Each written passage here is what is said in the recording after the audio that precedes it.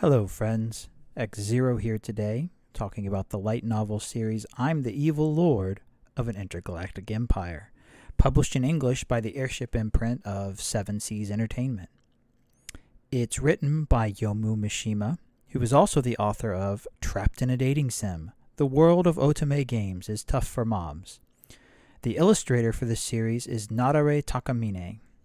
In this video, I'm going to discuss the first two volumes of the series, but I'm going to mostly avoid spoilers about specific plot points.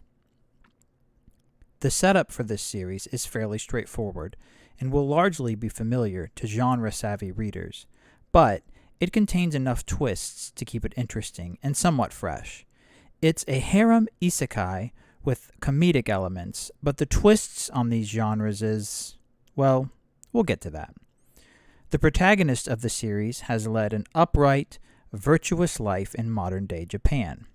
He's worked hard to support his wife and child and always tried to do what is right. Unfortunately for him, he's caught the attention of the Guide, an interdimensional being who feeds on negative emotions.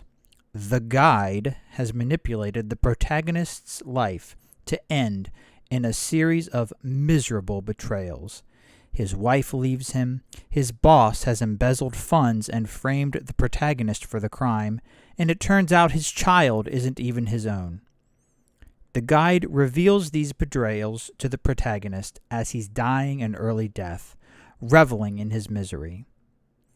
Now the Guide intends to reincarnate the protagonist into another world to continue tormenting him there. Here we encounter the first of many little genre twists that this series introduces.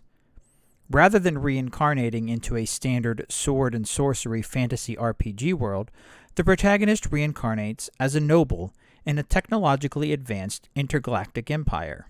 So it's a space isekai. Is that space-isekai?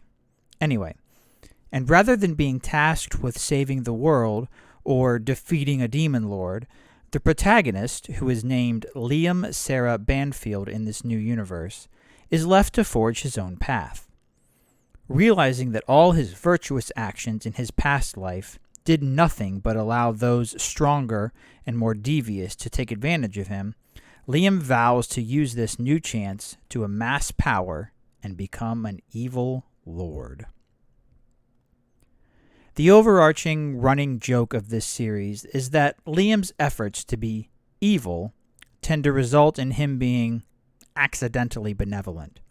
If you're looking for a series with a truly wicked anti-hero main character, this is most assuredly not it. With that said, Liam is not the same spineless doormat protagonist often found in these sorts of stories. He truly does intend to be evil.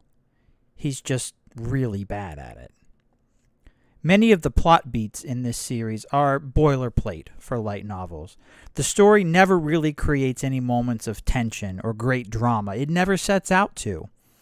Rather, it's more focused on entertainment and on fleshing out Liam's character and personal development.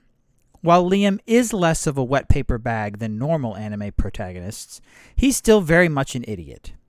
A lovable idiot, sure, but an idiot nonetheless. His attempts to be despotic and to live an evil life are usually thwarted by his own misunderstandings of the situations he finds himself in, resulting in him being unintentionally good and just. That's not to say that he's not a well-thought-out character. He is.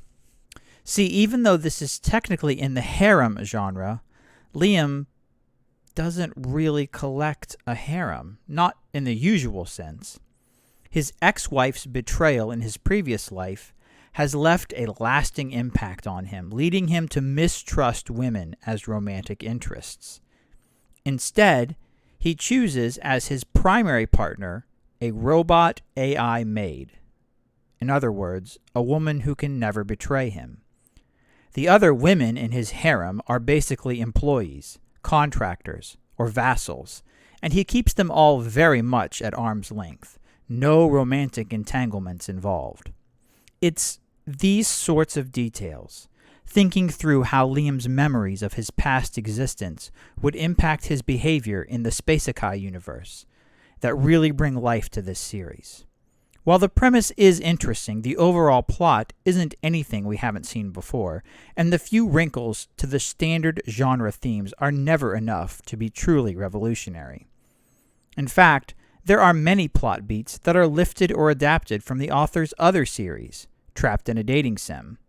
And this really gets to one of the major weaknesses of the series. It's science fiction that doesn't really feel like science fiction.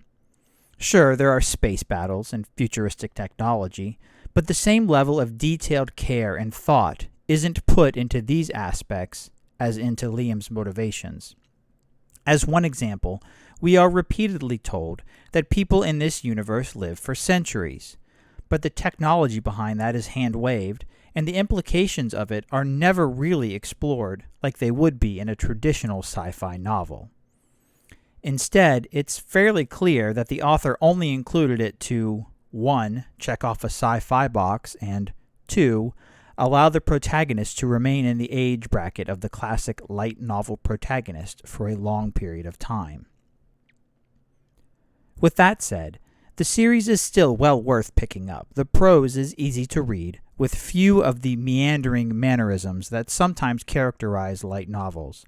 And the illustrations by Narare Takamine are more than serviceable. In fact, often they give more details to the characters in Liam's story than the text itself does. Overall, I'm the Evil Lord of an Intergalactic Empire isn't going to turn the light novel world upside down. But it does what it sets out to do. Provide an entertaining romp in a science fiction isekai setting. Fans of this series can look forward to further volumes of the light novels, as well as a forthcoming manga adaptation. Thanks for watching. I hope you enjoyed the video.